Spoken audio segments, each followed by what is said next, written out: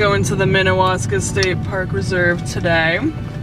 Gonna be exploring the new territory out here. A lot has changed in the past decade with state parks in New York State.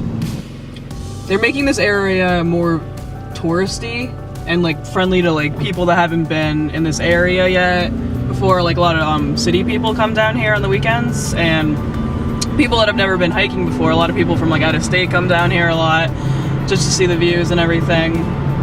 Yeah, because I've grown up here since I was like 2 years old, and things have changed quite a bit.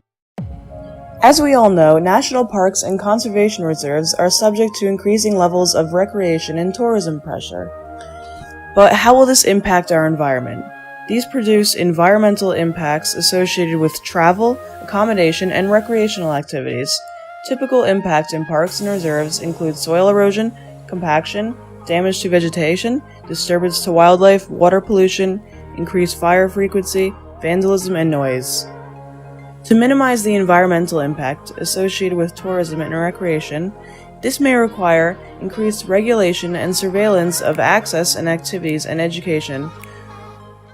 Swim in lifeguard areas only. That was the thing I was talking about earlier, with them cracking down on swimming in swimming holes that you're not supposed to be swimming in. Opens at 9 a.m., closes at 8 p.m. They're not very, they used to not be very strict with the closing time, but lately they've been getting more strict, and the rangers have been going down trails and stuff, gathering people up and like kicking them out at night before closing. I'm one of those people that gets kicked out of here every single day. It sucks, but it happens. Fire is not permitted. They used to be. Everything was like it used to be here. Lake Minnewaska is a unique sky lake ecosystem and historically has been considered very acidic. However, in the past 2 decades, the lake has gradually become less acidic. The primary reason for the acidity levels is because of human interaction. For example, the introduction of non-native bait fish species such as the golden shiner has greatly caused a decrease in acidity levels. Because of these changes, sphagnum moss no longer grows in Lake Minnewaska, and as these trends continue, we can expect further reductions in water clarity and more plant and fish species to take up residence in the lake. Visited by nearly 300,000 people a year, the park's popular Lake Minnewaska area currently lacks the facilities and layout needed for its current status as a world-class tourism destination.